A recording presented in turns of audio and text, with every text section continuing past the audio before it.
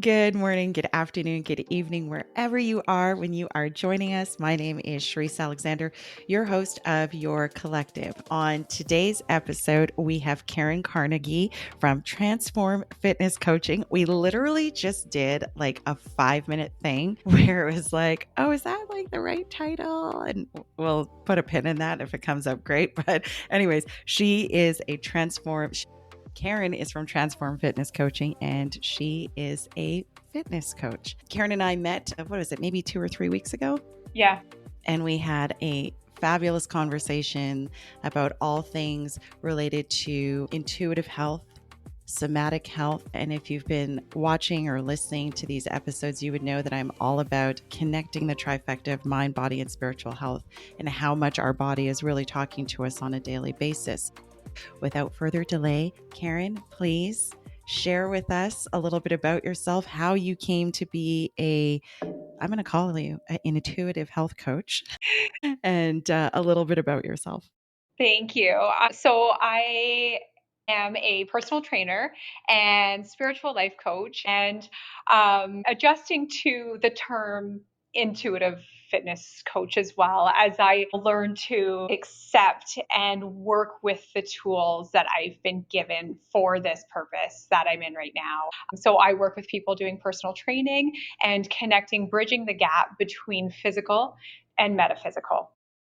So usually when people come to see me, it's because their body might be speaking to them. And then I look at decoding things with their body, decoding things spiritually that their spirit might be saying to create harmony for them. So, and that really transforms, the way that they speak to themselves and showing them what they're capable of, not just inside the gym, but outside of the gym as well. So it just kind of trickles out into the rest of their life.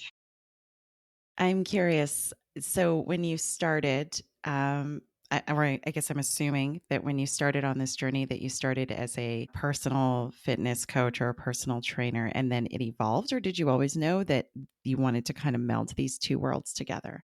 Where I started was as somebody whose body was crying and I didn't know where I belonged. That's where I started. And then, as I listened to my body and something inside of me asking for change, I was given these little kind of puzzle pieces that I put together myself. And it started with hiring my own personal trainer. And then COVID hit, we were outside of the gym. And then, I self taught myself and I still worked with my trainer as well, kind of virtually, but then I kept on moving my body in, however way that I knew how, kind of teaching myself along the way. And then we were able to get back inside of the gym. Wasn't my reasons for starting into fitness were very different than what they are right now. So as things evolved, and spirituality came into my life and things like that, things have really kind of blown up. But I started as somebody who didn't know where they fit into the fitness world, the fitness space, the fitness industry, which I don't like calling it that, and not knowing, where to start, not feeling welcome in a gym space, worried that I was going to get judged. When I knew that I should get fit at the time, my thought of fitness was beyond me. It was something that I thought I had to pay for. It was something that I thought I had to, go to extremes or change my diet or do this and that. And what I realize now is that it was in here the entire time. And that's what I help people to discover is what does being fit mean to them. And, and I think fitness is doing really well for advocating for itself. It's a huge space. It's one of the many shoulds that keep people up at night. They lay there thinking, I should do this and I should do that. And they imagine a body that's not even theirs, which makes me want to cry. Yeah. So, what I'm here to do is advocate people back to fitness because, I was there, I get it. And I'm spiritually attuned. So, I know and I represent all the other people out there who feel left behind Hmm. by the fitness industry, who don't know where to start. They don't know where they belong. So, I'm here to hold space for those people, welcome them in as I would my home, and hope that we can trickle change throughout. I'm one person in this very big space, but I won't ever stop. I will not ever stop. I am always here to hold space and to listen and help those people who just don't know where to start or where to belong so they can show themselves what they're capable of. And Yeah. maybe it'll bridge that gap so then they have the courage to go off and join whatever it is that they want to do to take care of themselves. But just really important that we recognize that there's this group of people out there, and it's heavy and it's big, that just haven't had their story yet, Yeah. you know? Have you always No, you already said that. Sorry. I wrote down this question and I'm like, I can't even read my own writing. I just want to go back to something that you said, and it was about not knowing where you fit. And I want to clarify what you mean by that. Do you mean Mhm. in terms of the fact that you have sure we'll say a little bit of the traditional type of personal or fitness trainer piece in it, and then blended with the spirituality piece? Is that really what you're talking about And there? not even necessarily. Maybe they're just not seeing themselves in what's being portrayed out there in fitness, you Yeah. know? Yep. And that makes That's kind of sense. more, and sometimes people don't, and they don't understand. And when people come to talk to me initially, it's because their body is speaking to them. Mhm. So, and it isn't even to them, any metaphysical factors aren't even really necessarily on their radar. But, that can kind of about as we go along, as they discover themselves. And so it's just kind of, people who don't see themselves in what's being portrayed or offered, or, if they're like, "Wow, I don't see myself here." Because I did the same thing and I still do the same thing. When I started and I wanted to exercise, I didn't know what to do. I didn't know what to do or where to go. So my thought was, what spoke to me was hiring a personal trainer. But there's this all this knowledge out there and all these layers that can just get a little bit confusing for people. So it makes people not even want to start. Yeah, for Why sure. would they want to, right? So The gym and the fitness environment is can be a very overwhelming place and space. If you've never even set foot in a gym, like I've been going to the gym now for, okay, I don't go to the gym anymore. I'm just a yogi. But I remember when I was going to the gym, I think, and it just that feeling when you would walk in, you'd be like, oh my gosh, there's like so many people and so many machines, and I have no idea where to start. And how do or you go and you think you got to do everything all at once. So I guess, how do you take somebody through, like, where do you start? Pretend it's mhm, me. I've never been to the gym. My body's yeah. talking to me. What I see is not, I can't even conceptualize my body being in whatever I see out there. How do you Yeah. take me through that process? Right. People become so disconnected, with their body, and sometimes scared to start too, scared that their body is going to maybe let them down Mhm. or that they're going to get hurt. And what I want people to understand too is when we're visualizing fitness and maybe we're thinking of that gym setting or we're thinking about all this equipment, we don't need all that. We didn't evolve with leg presses and stair climbers and all this crap. If you've got stairs at home, fantastic. Grab a box. Like, there we did it. We moved rocks. It's about moving the body in a way that feels good for you with, and I'll go along with how I kind of plan things for them. So initially, people contact me and it always starts with a conversation. So like this virtually one-on-one if you're not local to where I live in Ontario. So virtually like this or in person if you are local. So we have a conversation and we talk about physical health and goals and things like that, things that you would kind of expect, but then there's transform fitness coaching questions. This is where I bridge the gap between the two. So I ask questions to get to know that person, to really get to know that person and listen to how they're responding with their words and with their body. And it's like their why. And I think everybody can relate to that in different industries. But I've broken it down. So the W being what has brought you to this moment right now. And people really kind of have to sometimes think and like hum on ha over that one. And, sometimes it says, kind of surface answer like, my doctor suggested that I do this or whatever. So interesting. So that's something that we write down and we take note of. Each, what is the thing that makes you the most happy or excited? I'm not talking about in the gym.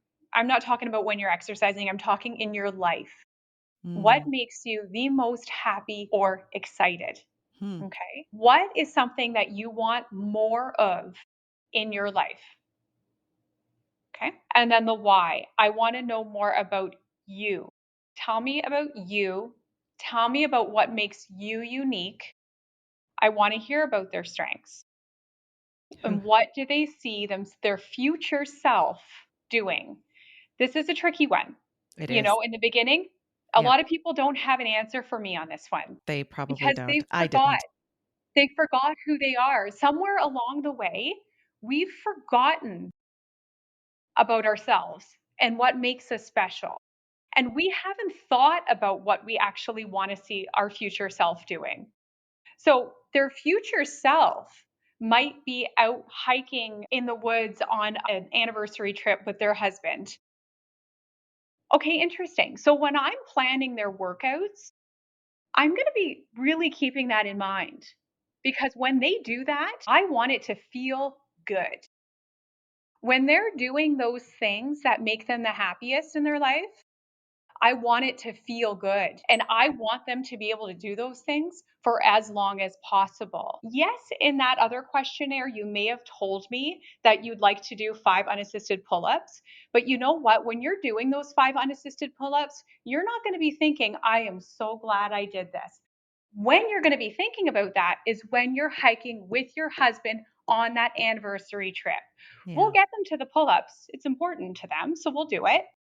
But I've also listened to these other things that this, beautiful person has told me that is really important. So, their workouts and the recommendations that I make outside of the gym are all sprinkled with these things that they Yeah. talked about because then they're going to want to do it.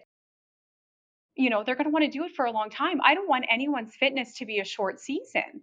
Yeah. These physical bodies house our spirit. They represent who we are, and they are beautiful, every single one. Why should we think it should look like somebody else's?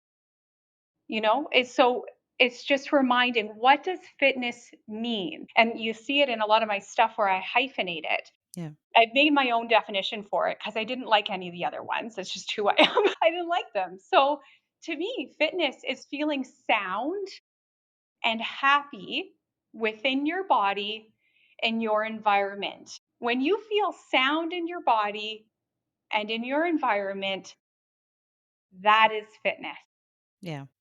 All of that reminds me of I did have this personal trainer, I don't know, maybe 15 years ago. And pardon me, there was something that she'd said that what you're saying is kind of reminding me of. Now, she was traditional in the sense of like all the types of exercises your personal trainer might make you do, but a lot of her movements were what she would call functional movement. And she was doing functional movement long before functional movement became a thing. And I think really what you're trying to get people to have an awareness of, individuals have an awareness of is like, are you, if you're talking about how you feel in your body, it goes so much with, some people say things like, I want to play with my kids, I want to go to the park and be able to do this thing or that thing or climb a flight of stairs without feeling winded.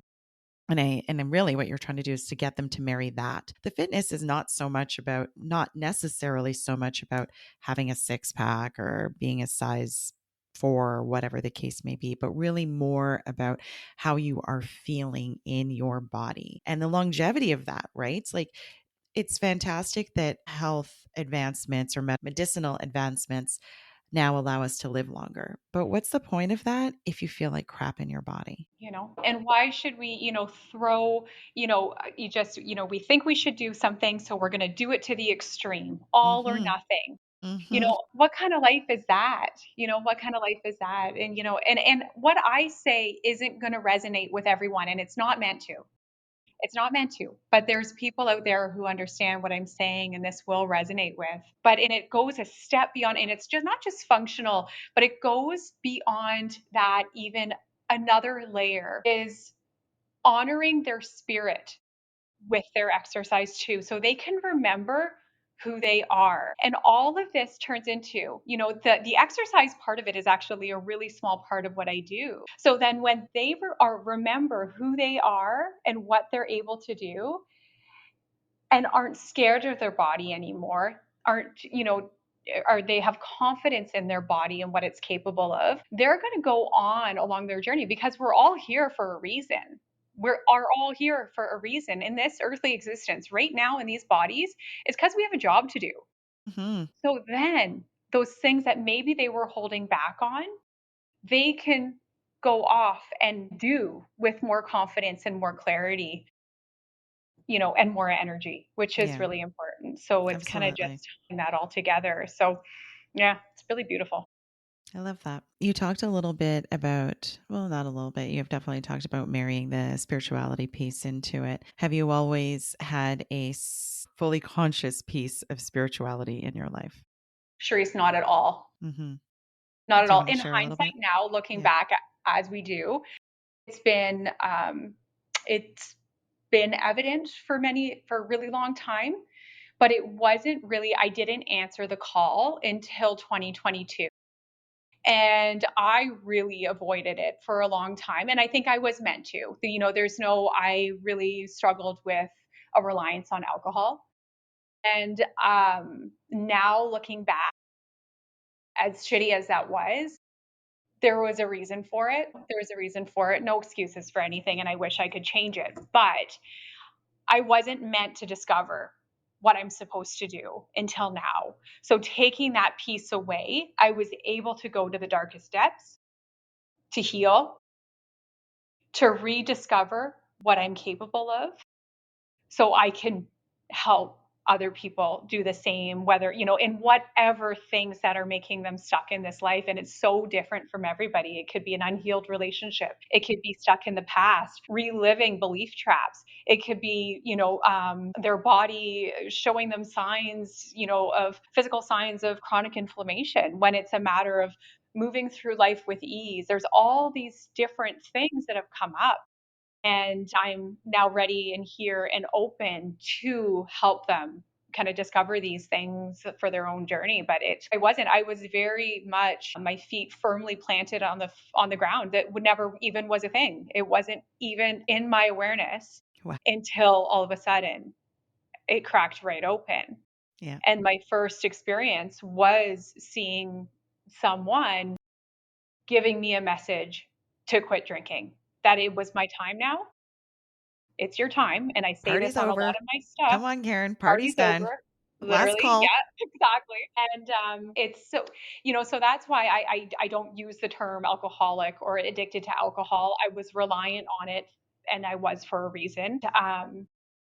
And then now here we are, and I was very much of the notion then, and condition. I mean, we were talking about that before, conditioned to thinking certain things, like, I work in healthcare, I work in the dental field, so I was always going to work for someone that that credentials and things like that are very, very important for what we do and for what we're supposed to do. That this is what it was going to be, and that I couldn't make a change at this point in my life.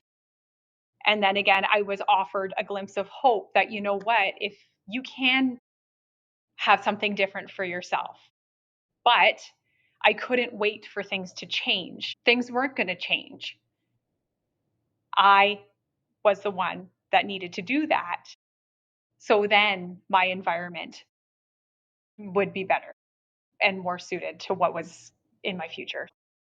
I'm just going to go back to something you Mhm. said here for a moment because I think it's a really important point. And you didn't use this word, but I'm going to use the word. The word's contrast. And the reason why I bring it up is because you talked about an over reliance on alcohol. And let's be honest, a good portion of the world is over relying on some coping mechanism, be it drugs, alcohol, sex, work, gambling, working out, any of those things. And I was having a conversation with somebody the other day. I was saying to this person, I said, at the end of the day, we all have something. And the key is how do you, when you find you're doing this thing, whatever your coping mechanism is, and you're still not happy, then that obviously means that there's something else that we're supposed to do. And I always think that those situations are often a catalyst in order for you to make a very conscious choice, right? And the point that I was making in this conversation is because there was a lot of judgment going on about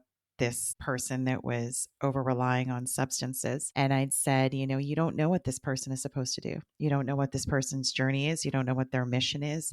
And so when I say, let's not judge, what I'm saying is you can't, it's very, very difficult to help people if you lack empathy in a situation. And the easiest way to have empathy is obviously to have had the experience yourself. So I guess I would offer to you, as you also said, which is you had to go through the experience because now it allows you to witness it in other people and to come from a place of understanding and empathy so that, because, sometimes where people are like, how do you know?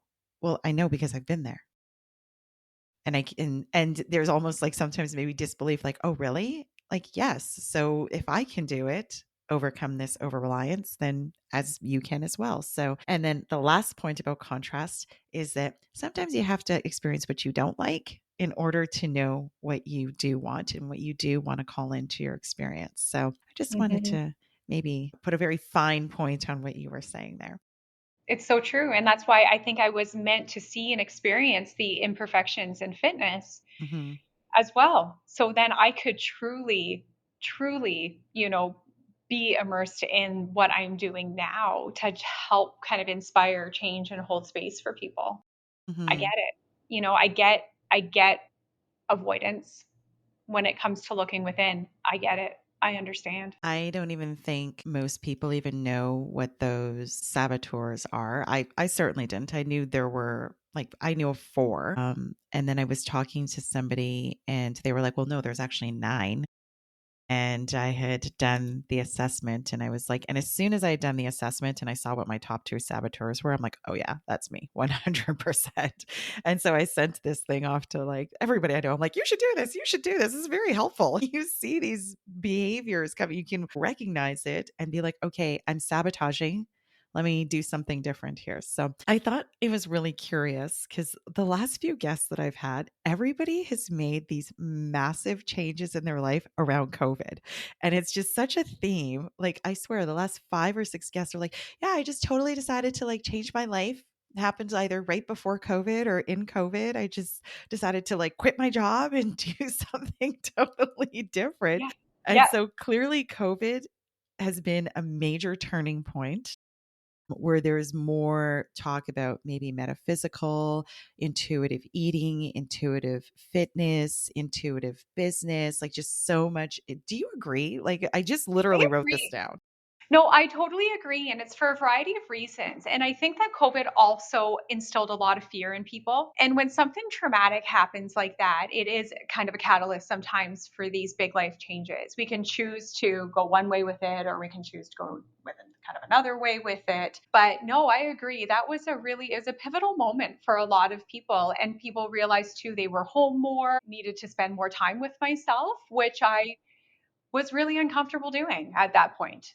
I really loved it. I Did you love it? really, I Yeah, no, did. I that was like my like worst that was rock bottom for me. Like I really I didn't like the person that I was then. And I realized that when I had to spend more time with myself and I wasn't, you know, doing these other things that were keeping me distracted. So that's kind of what inspired my pivotal change. But yeah, I think it's was a meaningful time for many people in Yep. their own journeys. If I people don't could hate look at it. it I that don't hate way. it for that. Me neither. Not at all. Mm-mm.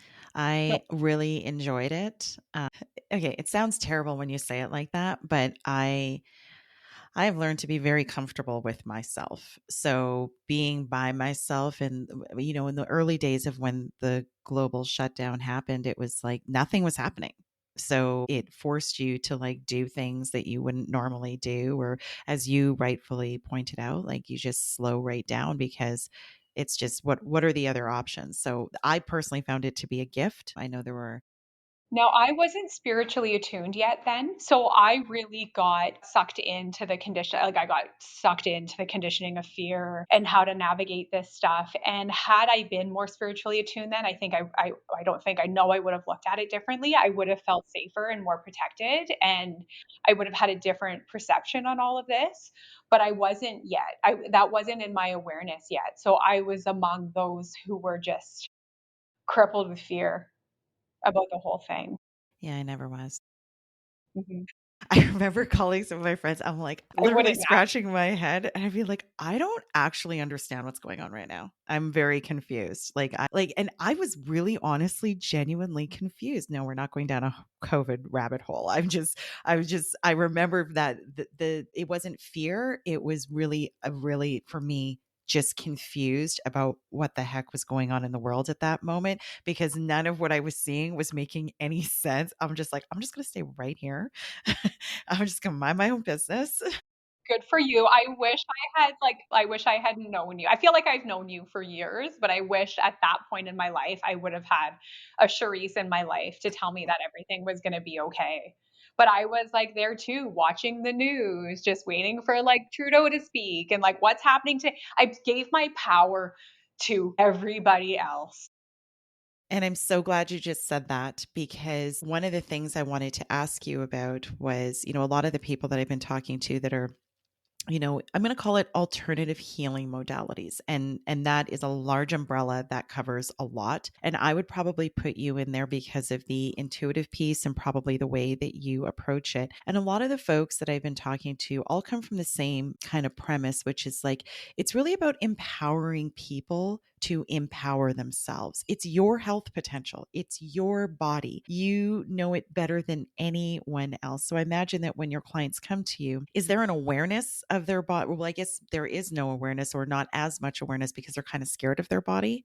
Is Yeah. that correct? Yeah. Yeah, exactly. It starts that way, but it's amazing how quickly I've seen that shift. So it starts with people maybe not even wanting to look in the mirror because they don't, that person that they're looking at had like they've been bullying each other for years. And I don't blame them one bit. So it's understanding there, meeting them where they're at, but connecting to their body. And this is how I use strength training now too, is how I use it now is different from when I started. I think when I started, I was replacing one addiction with another one. Hmm. But I mean, it was what it was, right? So, and it kept me going and motivated and distracted from some other stuff that was going on. But now it's different. And I connect, I drop into my body. I've met a lot of people who just, they've got a lot of energy up there, up here. We throw the term mindful out a lot, but like the mind is full. There's like overthinking happening, worry, all this stuff.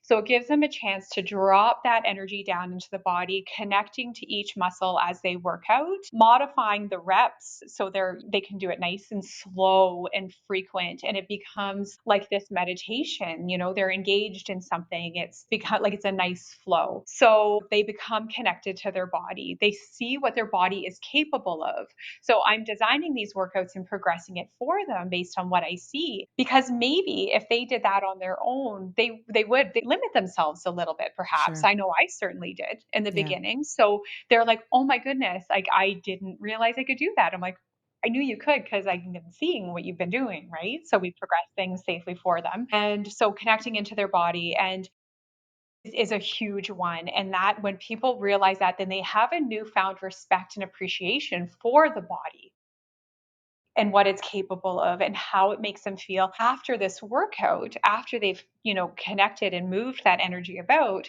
They leave better than what I found them because that energy has shifted. After a good meditation, just a Yeah. good, they just are more clear and just they are just feel so accomplished that they're like, wow, like that's they just understand the power that that is. And to go back to what you were just saying, I want people to realize that you are your own personal trainer, you are your own spiritual guru. That's you, it's you're the coach, right? It's just having somebody to kind of point you in those directions or shine a flashlight for you. You're doing the walking. Yeah. Well, that's what I say. I'm like with my members, they're driving. I'm Yeah. just setting the vibe. I'm picking the tunes, I'm I'm just here to setting be the your vibe. cheerleader. Yeah, exactly. Exactly. They're the ones doing all the work, Yeah. but just understanding how powerful they are and how little they need. Again, we don't need all this fancy equipment. We don't need powders. You don't need to count macros. You don't need to be doing this or that or anything else. It's as long as you've got to, work smarter, not harder. You don't need to live at a gym. You don't need to go beyond yourself. Thank you for actually bringing up the food piece because I wrote it down here as well. Have you ever come across, like, I'm sure everybody who's listening or watching has. I was saying to another guest, I'm like, what the heck happened with the food industry? Like, when did eating become so blooming complicated? Like, sometimes I think you really, at one point, I definitely felt like I needed a darn degree in order to figure out how to eat for my body. And I think I'd read somewhere, and I've definitely adopted this lately, where it's like, I'm an intuitive eater. That is how I eat. I eat when I feel like it. I do intermittent fasting as well. So I don't eat outside of obviously specific hours, but I really just eat what feels good. And Thank you. if I eat something that doesn't feel good, then I'm like, oh, what did I eat that is not, there's certain things that create inflammation in the body. And I was saying to my daughter, I'm like, I remember there was this one night I was like laying on my couch and I was eating a granola bar. And once you figure out how to really drop into your body, you can feel the inflammation pretty darn quickly. And so I was sitting there after eating this granola bar, my feet are on the couch, and I could feel like my feet swelling. And I was like, oh my gosh, I'm having a reaction. No, it wasn't major. And if I wasn't paying attention, I wouldn't have felt it. But those are the kinds of things that I'm talking about when I say intuitive eating, like, being gassy or, swelling. Like, I'll always check, how a ring's fitting on my fingers. Am I retaining water? Things like that. And so the question I wrote here was like, have you ever met an intuitive dietitian?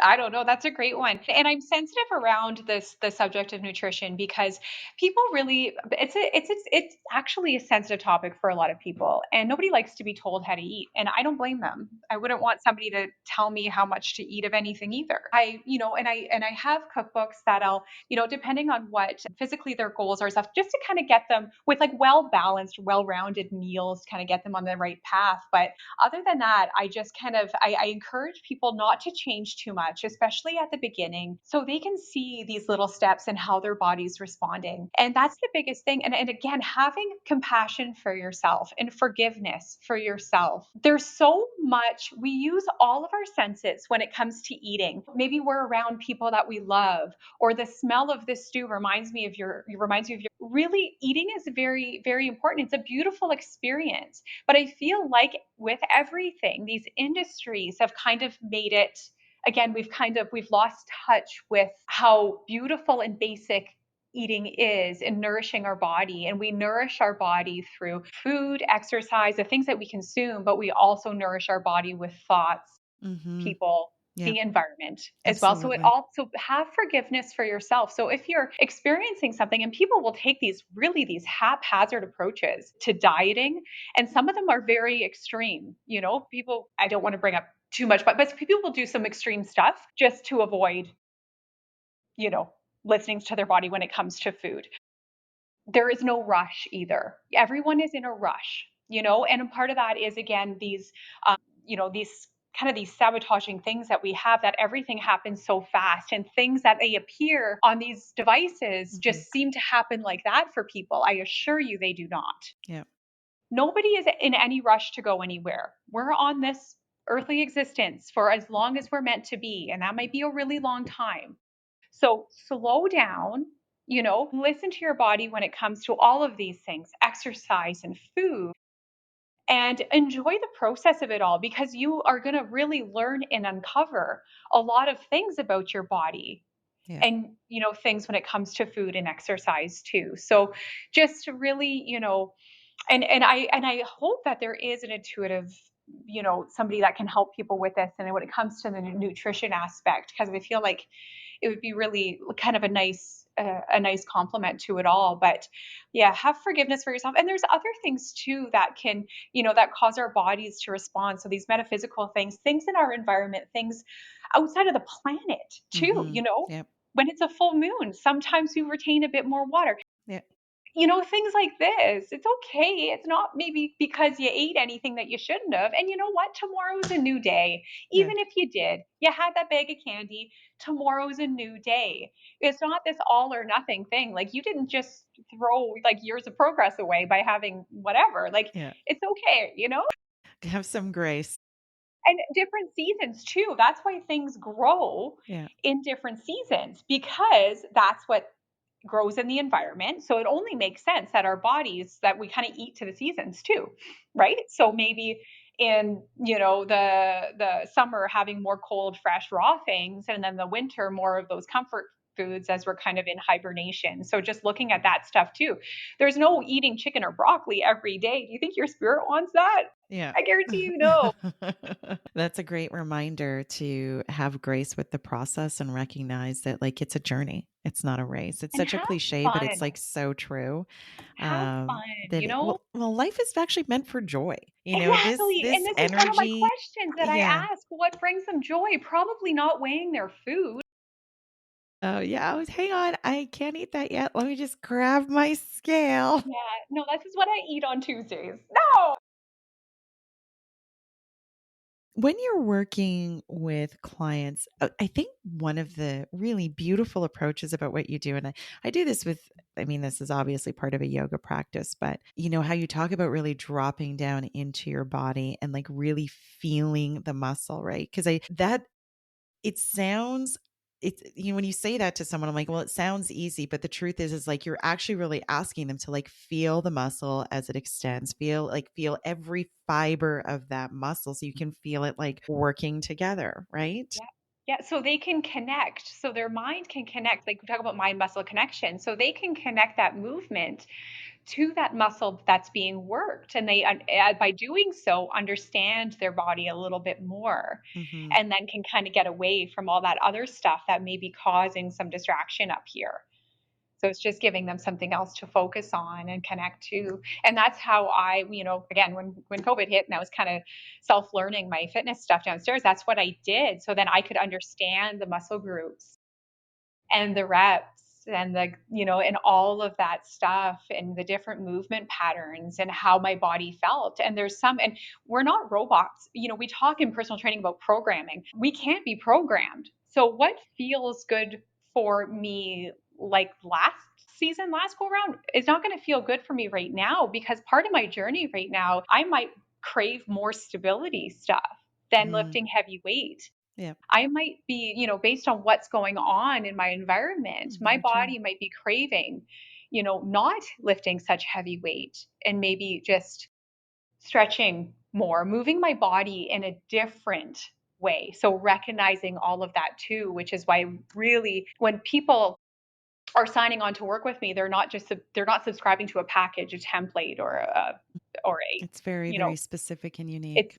very specific, and there's a lot of human connection. Hmm. We have ways to make it more accessible for people. Like I use an app and things like that. But at the end of the day, I am there with them, working with them to make sure that it is tailored to how they love to live and how their body wants to move, right? You Because know, that'll change. I just want to, and one thing that I really loved about what you said there is the piece around, because I remember when I was going to and sometimes this stuff can get so overwhelming. You're like going to the gym, you got to do strength training, and then you got to do like cardio, and then you got to do like this, you got to do that. And it was just like, oh my gosh, like I don't want to do all that stuff. Like it just sounds like so much. And again, about having grace for like where you are at this point in your life. So maybe this phase is I want to do strength training. And another phase is no, I really, so whatever it is. And I love that you're really allowing or holding space for people to say, give yourself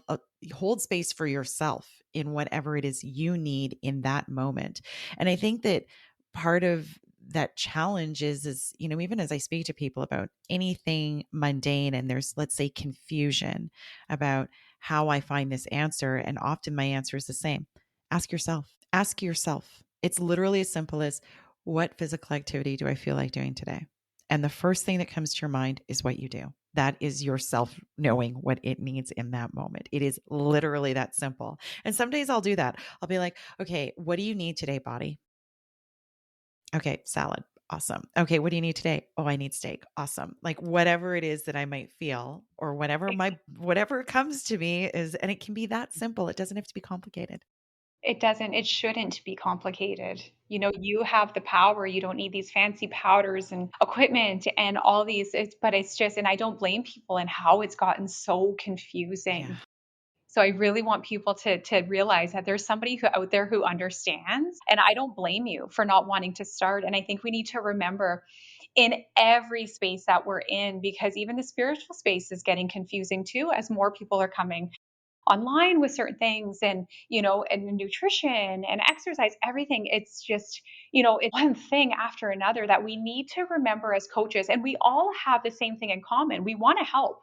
We're helpers, Mhm. and it's a beautiful thing. We all want to help. So yes, I am an ally of the fitness industry, but I'm not an advocate for one.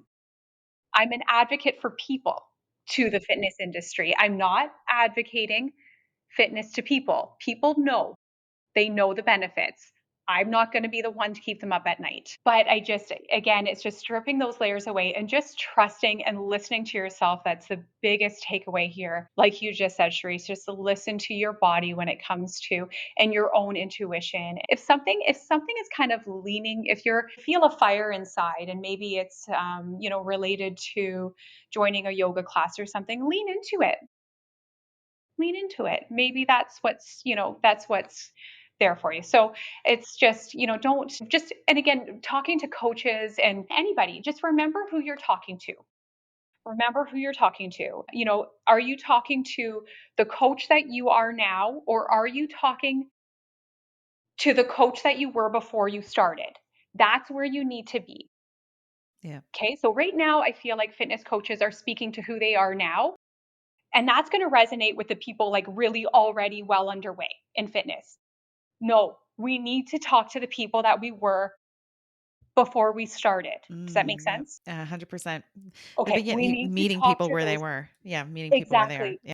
Who we need to talk to so they know that it's okay. We got you. I want people to feel welcome, like I would welcome them into my home. But if we're throwing all this stuff at you, I don't blame you one bit. I was there too. I still am there as a personal trainer. I don't train inside of a gym. I train at home because of how I use strength training for my own just being present and clear. But even as a personal trainer, I don't know where I belong, which is why I am exactly where I am today. You keep saying that, and I know. so I would offer you're exactly where you're supposed to be, right? There is no label for it, and it doesn't require a label. Exactly. So I'm curious if are you familiar with Louise Hay and the work that the author Louise Hay? Fairly, fairly. Oh, I was really into literature at the beginning of my stages, then took a bit of a pause in between, but now it's really funny what I'm actually getting called to read about, and I'll talk to you about that a little bit later, but it's no, I don't think I've read anything from her. okay. So the reason why I asked is because I think when we were chatting previously, it was just in the conversation. You were like, yeah, if somebody has like a pain in their hip or in their knee or this or that or whatever the case may be, I can help them figure out like really what is your body saying to you. And, for the audience, I talk about Louise Hay's It's Heal Your Body. And it's basically, so if you've never read her stuff, really what she's talking about is exactly what we're talking about, is how the body is always speaking to us. And she has almost like this encyclopedia in the book where it's like, okay, if your shoulders are bothering you, then it means this, or the probable root cause is this thing. If you are a really common one is that one, right? Your throat is sore. You need to clear your throat. In fact, I was talking to somebody the Something you other gotta day. Yeah, say. it's something you got to say. And this Yes, person was telling me about how their throat was killing them. And I said, what are you angry about that you're not saying? Because I just whip out my book and love it. according to Louise Hay, you are really angry about something that you don't want to say. And if you don't want to say it to me, it's fine, but at least speak it. Because if you speak it, you're acknowledging it. It doesn't mean you have to own it. It just means that it's like, if you think about it, it's like when a kid is having a temper tantrum and they're doing their thing and they're freaking out and they're crying and they just want to be acknowledged. I see you, I hear you, I understand. No, you can't have the candy bar or whatever the case may be. But, and I think that our bodies respond much in the very same way when we finally see dis-ease in our body or illness or a physical manifestation of some sort, that it is because we have tuned it out for a really, really long time or become disconnected. And we're overwhelmed, distracted, so on and so forth. So the only reason I brought that up is because when you were talking about, having members that might have a physical manifestation in their body and kind of going down this intuitive piece, I actually thought that you would be very familiar with Louise Hay. So how did that You all know come what? about?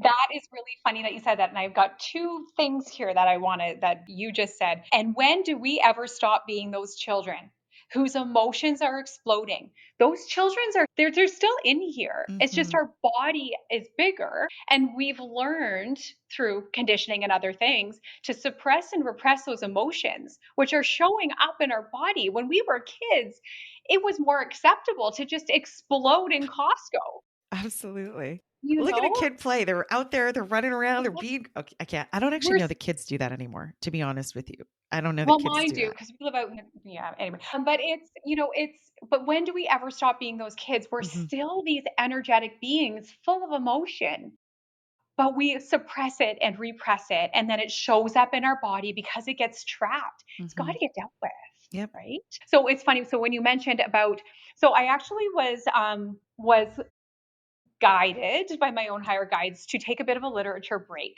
because when I really was when spirituality came calling, like I did with fitness, I really obsessed over it at the beginning and I was Mhm. reading like I couldn't get my hands on enough Enough literature. content. Yeah. Oh, and I learned a lot. It was fabulous. But then I was guided to stop for a minute and just instead of, because I felt like I was just kind of, again, giving my power away to these other sources, but I learned a lot from it. But I was guided to just take a little pause for a minute and just trust in what I was receiving Mhm. for myself when it came to the body and members and stuff. So that's really when I started learning the most was through actual experience Mhm. and my own intuition about the body. Mhm. And that was fabulous. That And is I amazing. felt so powerful when I was on this literature break of all the stuff that I was receiving and that I was channeling through, through my writing. Like I channel a lot through, I get downloads and then I write a lot. Like all the content on my website is all stuff that I wrote, social media, it's all stuff that I write. And then what I was receiving for members and then applying to their programming um, was all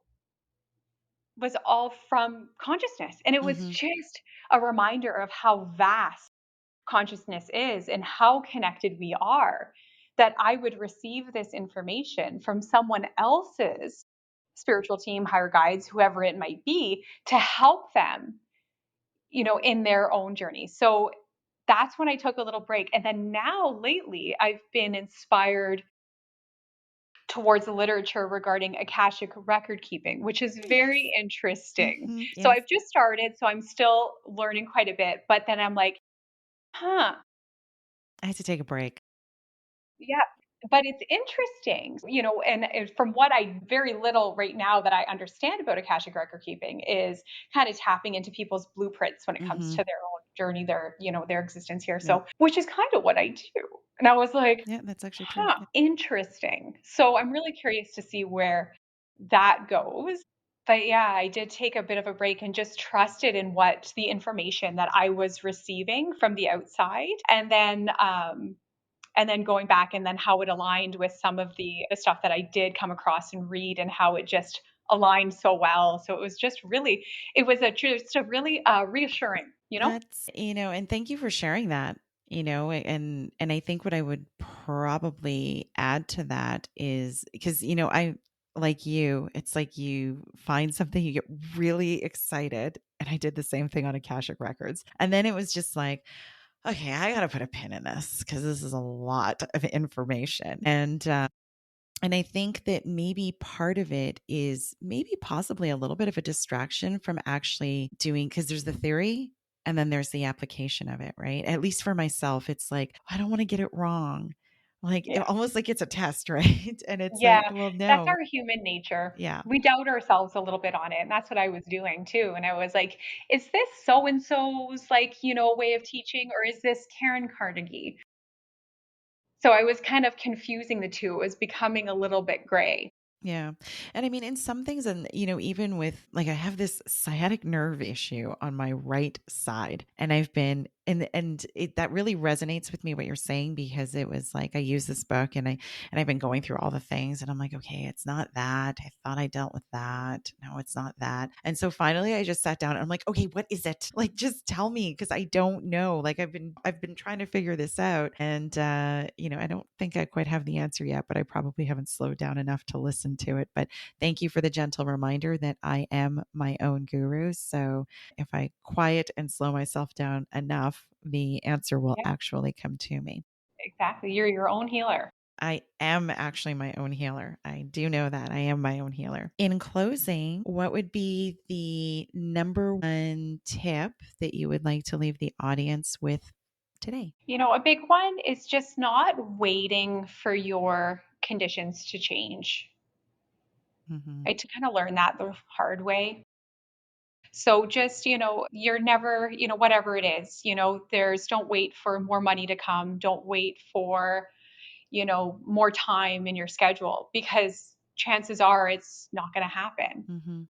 So you're the creator of this, creator, co-creator of this life that you want. And again, circling back, you have that power to make that change. And it is the most selfless thing you can do. I really struggled with, feeling selfish when I started Yeah, prioritizing my very sad. physical wellness. But now knowing what I know and how it's transpired in my life, it was the most selfless thing I could do because I showed up better for myself. I was able to show up better for my kids. I was able to show up better for Jeff. And now I'm showing up in the world to help others.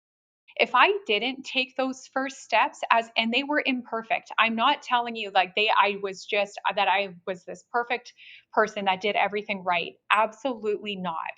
We are human. Have forgiveness, have compassion.